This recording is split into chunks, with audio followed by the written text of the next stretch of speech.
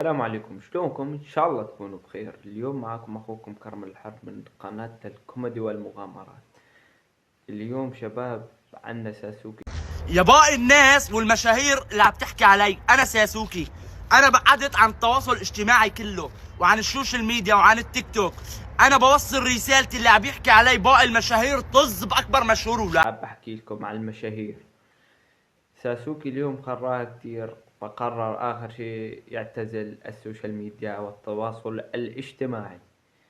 يا أخوان، طيب ساسوكي ليش عم نقول طز بأكبر مشهور لك؟ طز فيك ولك. يعني انت شو بتعبد؟ شباب شعارات تقول كنفاش، قنفض ولا شو؟ والله ما عرفان السوالف. عنا المشهور الثاني يلي هو ابو سلطان. شايف؟ اذا بيكم زلمه بيقول انا زلمه انا موجود هنا، يتفضل ينزل على الساحه.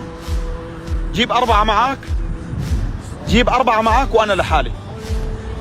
اذا بتجي لحالك ما راح اقرب عليك. ما برضى الا 4 اشخاص. لك علي الحرام اذا بيجي واحد لحاله ليطبقك، بس انت ما راجلك عم تطقع على السوشيال ميديا، التواصل الاجتماعي يا ابو سلطان. معروف انت، يعني تاريخك معروف، ما في داعي تبرر للناس. عرفت شلون؟ يعني تخيلوا اخوات، عم بيقول تعالوا 4 اشخاص، والله العظيم اذا بيجوا شخصين لا يحطوك بالكنينة ويضغطوك مثل الضغط، طنجرة الضغط. يعني ابو سلطان ما في داعي الناطحة هاي. المشهور الثالث طبعا يا اخوان اللي هو الكل بيعرفه، ابو عبد الرحمن القيادة. ولك بدي اشرع وبدي اطير واللي بده يصير يصير. انا هلا طالع بدي اتحدى شوي، بدي اتحدى شوف يا ريت المواتير كلياتها، هي العقاد وهي الطريق ويلا لنشوف. واللي جاهز على تحدي من مفتاح لمفتاح يحط لي صورة ماتورو بالتعليقات. شباب ابو عبد الرحمن، هلا بدي احكيكم الصدق، الزلمه عم بقص ذهب، اشترى سياره ومواتير ودنيا. يعني الواحد الكل بيعرفها، يعني هاي التواصل الاجتماعي هذا هو يا اخوان. ناس مشان مصاري. ما بدنا نخبص هلا بالمقطع مشان ما ناكل تلف من اليوتيوب. عرفت شلون؟ ابو عبد الرحمن يا اخوان صار يتكبر زياده.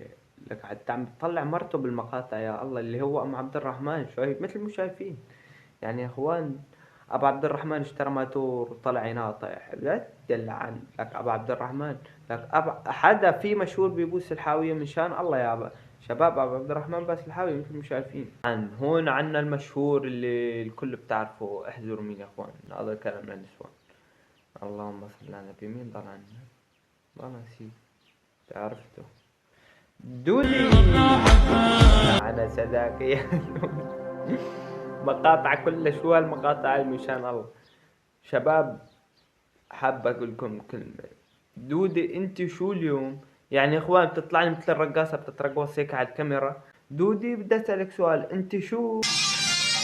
أنا أحبك، أنا باكل. البنت عم تحترف بلسانها، ما في داعي احكي.